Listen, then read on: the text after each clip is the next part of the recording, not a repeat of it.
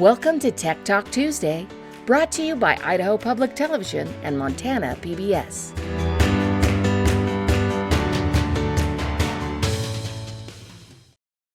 Hi, everybody. Welcome to Tech Talk Tuesday. We're back to talk about digital tools that are interactive and provide students with lots of fun, hands-on, collaborative experiences.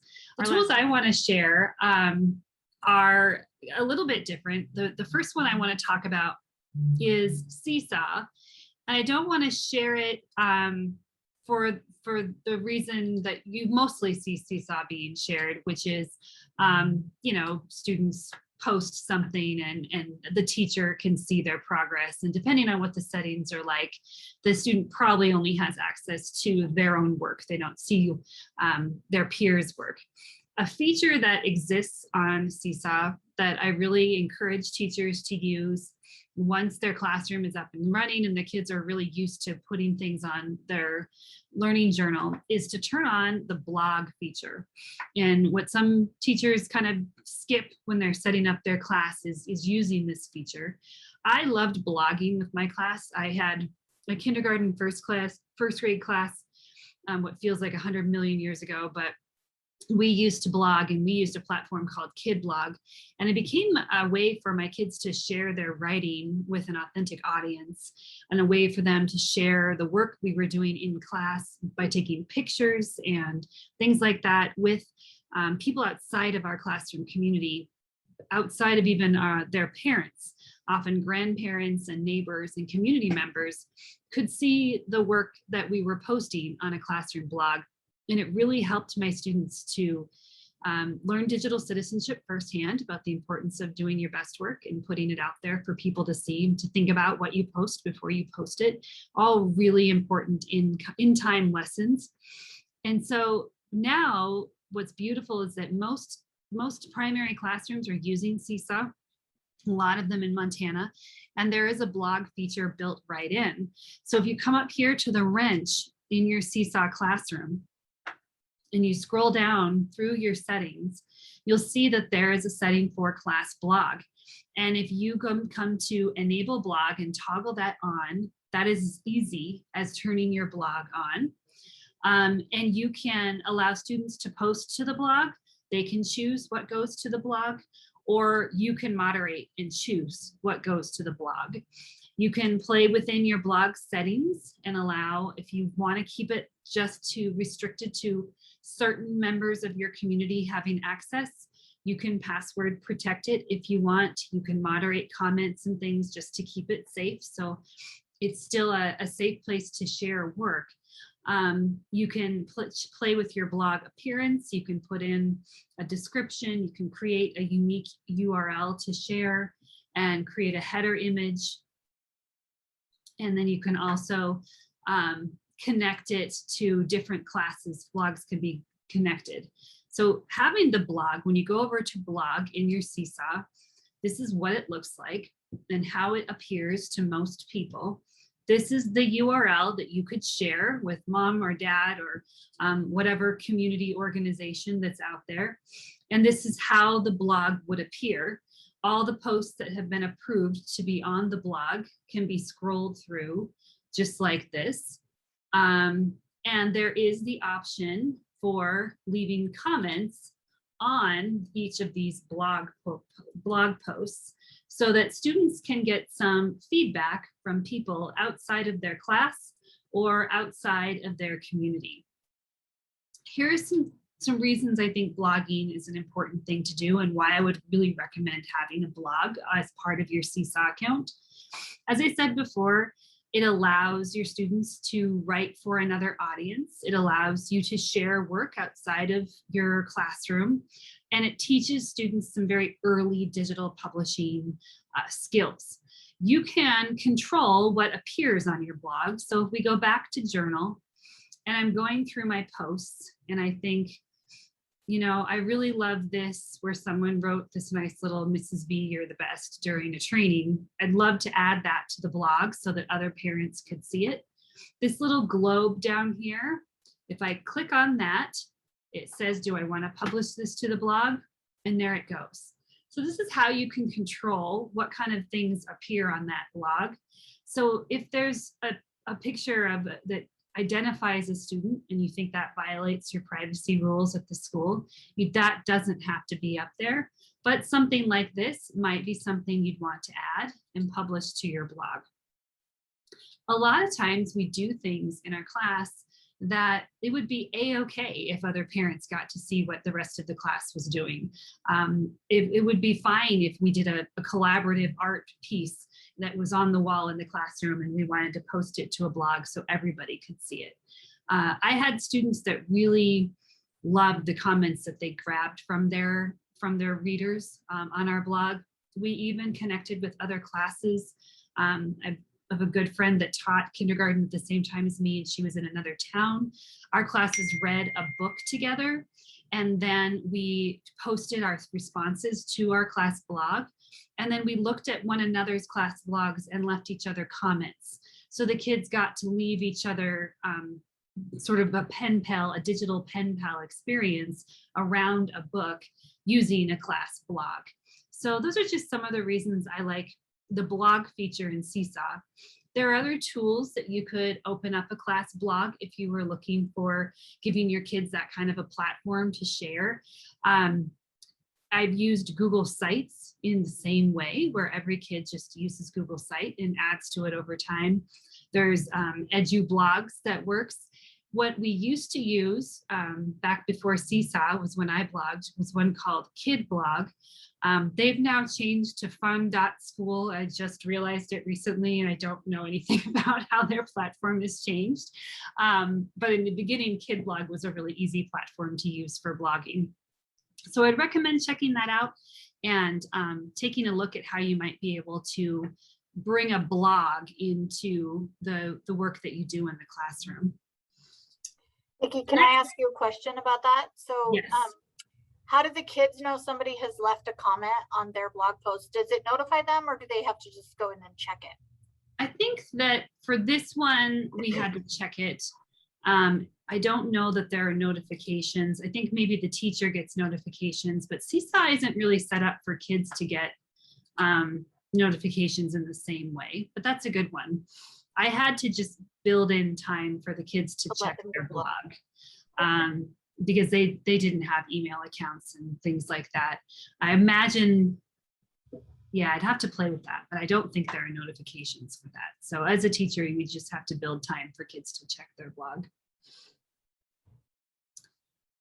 So the next tool I want to share for digital collaboration is Padlet, which is another free tool, free with upgrade options, like all of them, right? But there are ways to use the free and only the free. I've never really had to worry about upgrading every now and then I think about it because I do use this frequently enough that sometimes I think maybe I should upgrade so I have more walls. You can upgrade just to create more Padlet walls. This is a digital space that you simply share a link with someone and everybody has the opportunity to add content to this digital space. So an example, and I have a few examples up here. This is the Tech Tool parking lot. I was doing a training with teachers and I was asking them to share the tools that they already loved. But I created these shelves for different types of tools like learning management, skill practice, creativity, collaboration.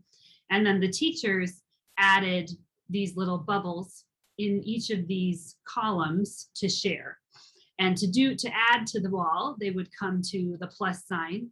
This would pop up and they could add a title and they could type some text to add things, or they could use these tools here to upload something from the computer, take a photo with the camera, share a link, share something already on the camera roll, or even more options, adding locations and GIFs and Spotify songs. There's unlimited amounts of types of things that could be added to a Padlet. And then they would hit publish and it would be added to the shelf that they added it to. I organized this Padlet using this shelf mode, but there are some other ways. This one was one I used in a training the other day, and I just had people add it in sort of a grid function. So when people added to it, they put things up here, and it just populated to the next the next place in the corner here. And as you scroll down, you could see people's comments. Another way that we've used Padlet before was I had this Padlet wall, which was called Show Us Your Playground. And this was, I shared the Padlet link with as many teachers as I could and encouraged them to share it out. And I asked them to share a picture of their playground and then caption it with where they were and what the temperature was that day and what time of day it was. And this was a class, a third grade class that was studying weather and climate. And so this gave them an opportunity to take a look at each of these different schools and compare and contrast, first of all, the different playgrounds, but then what the climate was like and what the weather was like around the same time. You notice that there's a commenting feature below each of these posts that a teacher can opt to turn on. And so that the kids could have some asynchronous conversation with one another around these photos. Kids didn't have to log in. They didn't have to have any identifying information. This was a guided activity with the class. We shared the Padlet every couple of days and checked in with it and left some comments. Because I created the Padlet, I got a notification every time someone made a comment. So that prompted me to go and look at it and tell the teacher to take a look at it. So this was a really great example of how Padlet could be used to asynchronously connect teachers, schools from all over the country. You can see we have Missouri, Michigan, Rhode Island, Kentucky, South Bend, Maine. We even have this one down here came all the way from, I think we had one from Egypt. Yeah, no, Turkey. We had this one from Istanbul, Turkey, which was really fun. So we had a big map where we were then plotting each of these places on the map and then talking about, which part of the world or country they were in, and talking about, gosh, here's a playground with snow on October 10th. And how different was that from our playground, and why was it snowy there? And we had a little comment about snow and things like that. In Fargo, North Dakota, of all places. So this was a really cool way to use Padlet to just gather information from a lot of other places. So to create a Padlet, and what I like to show is if you make a Padlet, here's where I would need to upgrade because I have used too many Padlets. So I can't make a new Padlet, but I can modify one of the Padlets I've already made. And so what I often do is like this wall of wonder. I could just go through and delete all of these responses and remake, or I can just hit the remake button. Nope, can't do that. I've got to delete all of these responses and start over again with this Padlet. And so I can just use it over and over. You can also archive some of them. Mm-hmm. And if you archive them, then you have access to them later. So I did that a lot. Like I would archive it, make a new one, archive it, make a new one. And then when I needed it to be active again, I'd go pull it out of the archive if I was using it again next year or whatever. So you can also work with archiving. That's a good tip. I don't think I've ever done that. I will show the settings so you can kind of see what you can do with Padlet. You can give it a title. You can give it a description or post it with a big question. You can change the icon so that there's, whatever kind of little icon off to the side there. You can get an address. You can change the wallpaper, the background wallpaper. So you've got lots of choices. You can add your own. So you could take a photo from your camera roll, change your color scheme and your font. This is where it gets really, really down to the weeds, is that you can display the author's name. You can change where the new posts, if you want them to appear first or last. You can allow comments or you can turn them off. If that's something you don't want to have to worry about, you can. You can put in reactions so people can like it, star it, vote it up or down, or grade it, which is another way to add some interactivity to the wall. This is cool. Teachers love this, requiring approval and filtering profanity. So it'll replace bad words with nice emojis. Don't tell the kids that you've got that on, otherwise they'll try to get on there and create emojis. But I think that's a really nice feature that not a lot of tools have. I'm sure it's not perfect. I'm sure there's a way around it. But I think it's cool that that's something that teachers, as an option, teachers have with using Padlet. Carrie, do you have anything to add about those two collaborative tools? Nope, I'm a big Padlet fan myself. I think it's great for so many purposes, and so I love it. Well, that is all we wanted to share this time for Tech Talk Tuesday. We appreciate your giving us your time, and we hope you found a tool that you're excited to play with. We'll be back next week with more Tech Talk. Thanks, everybody. Thank you.